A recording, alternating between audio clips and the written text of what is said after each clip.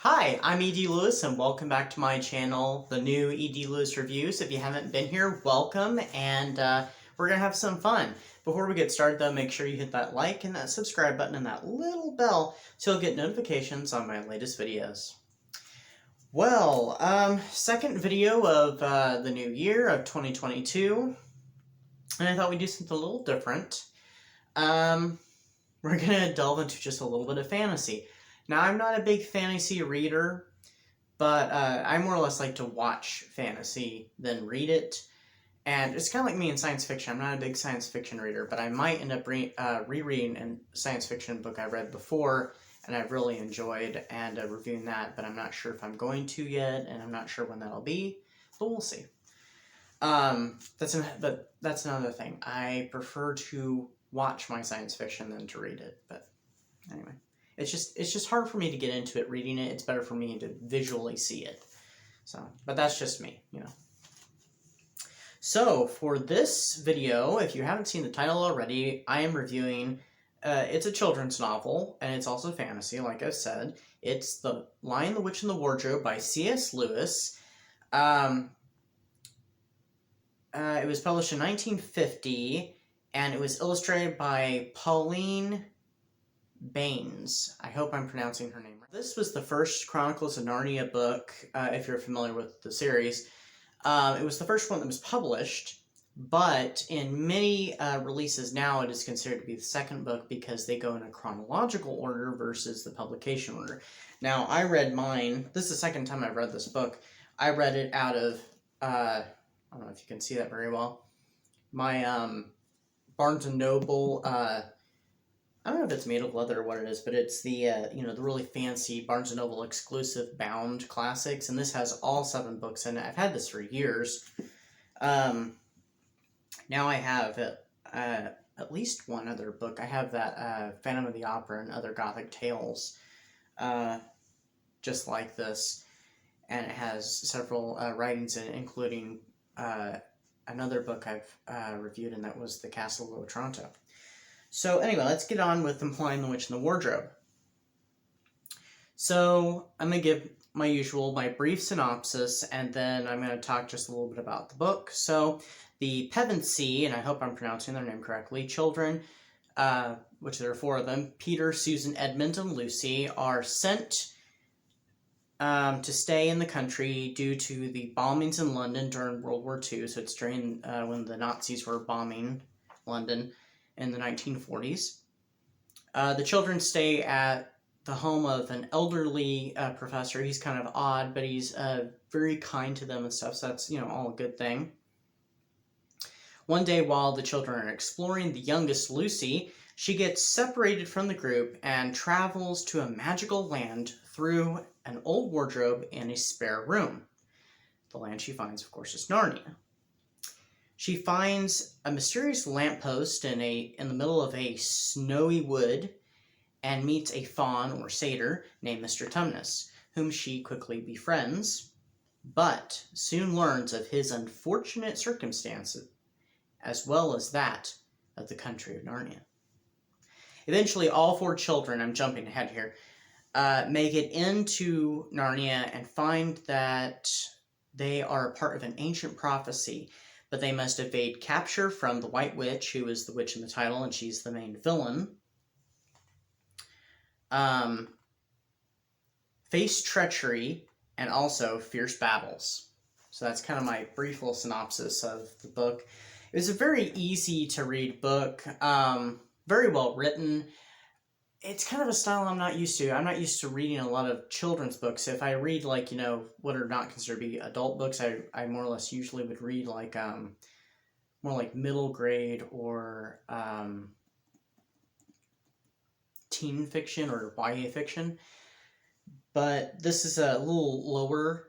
I guess this is probably more like grade school, maybe. I don't know, but I'm just not used to reading that stuff anymore. It's been, a long time. I mean, I did read a couple years ago Bunnicula, reread Bunnicula, but it was a different style than this altogether, but not bad. It's just the way that C.S. Lewis kind of writes, he does kind of like asides to the audience, and he does repeat himself sometimes, which in the one chapter when it was talking about Lucy going into the wardrobe, and it mentions that it's, silly or not, or not too smart to close oneself inside of a wardrobe. He repeats it like 3 or 4 times, and I kind of thought the 2 times was, enough. But then again, he is writing toward a younger audience, and so it's understandable. So it's not a bad thing. It was just a bit odd to me. I enjoyed this not probably as much as I did when I was in 5th grade when I originally read the book, when I was introduced to Narnia. And I was introduced to it, The Magician's Nephew being first, and then this being second. And we read through we read through Prince Caspian, which in that order is 4 instead of 1 and 2. But I still enjoyed it quite a bit, and I actually had forgotten some things. I remembered pretty much most of the story. Of course, when I originally had been introduced to it, I had been also introduced to one of the adaptations, and there are many of those. We'll talk about that in a bit. And then, of course, the major motion picture came out, too. But still, all in all, I really enjoyed it. Sorry, there's car horns outside. Let's go on and talk about, well, hold on. Briefly, now, the inspiration for this, I guess C.S. Lewis, when he was in, like, his teens or something, I had read somewhere, that he'd actually had part of the idea for the Chronicles of Narnia in his head. He saw a figure of a faun carrying an umbrella, just like Mr. Tumnus does in the book, and then during World War II, some children did come to stay at his home, and that helped to spark the idea of the Lion, the Witch, and the Wardrobe even more so. I'm not really sure where the some of the other inspiration, like the lion that's called Aslan himself comes from, or the White Witch. I do know that since it's highly, it's considered Christian fiction, and it's very inspired off of Christianity. The lion, Aslan, is inspired off of Jesus, and the White Witch is supposed to be like the devil and whatnot. But whether if you are interested in that kind of stuff or not, I think it's still an entertaining fantasy story. And it's, I just think it defies all ages. So I think anybody could easily read it and enjoy it. So, but anyway, so let's get on to the adaptations. Now, there are 4 different adaptations. Sorry, I've only seen 2 of the adaptations.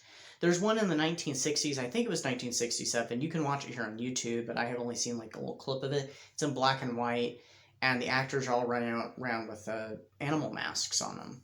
Then there was one in 1988 for the TV series that the BBC did, and it was the first season, was based on The Lion, the Witch, and the Wardrobe. That I've seen numerous times.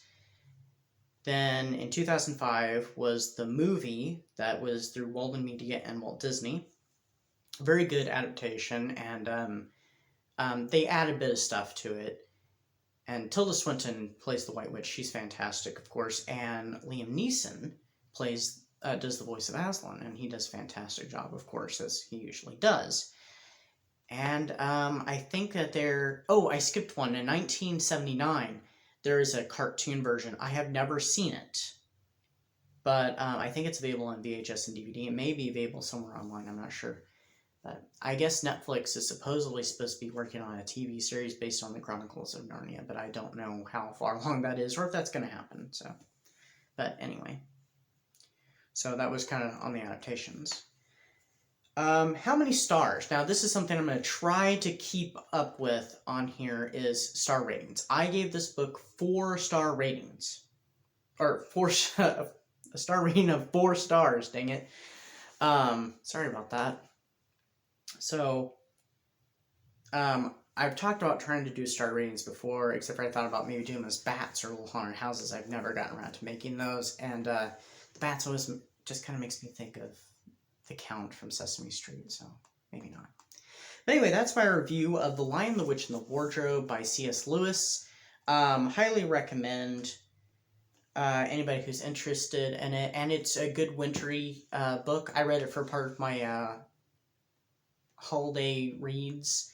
And Christmas is featured in it, but it's only there for a little bit. And they do mention Christmas, but it's mostly winter, and then winter becomes spring, and spring and summer. And yeah, so it's winter, so I think it's still appropriate. You don't have to read it for Christmas, and Christmas isn't, featured much in it at all. So anyway, that's my review, and I hope everybody's having a great New Year so far, and a great January. I'll see you soon. Take care, and stay warm, stay safe, and I'll see you next time. Bye-bye.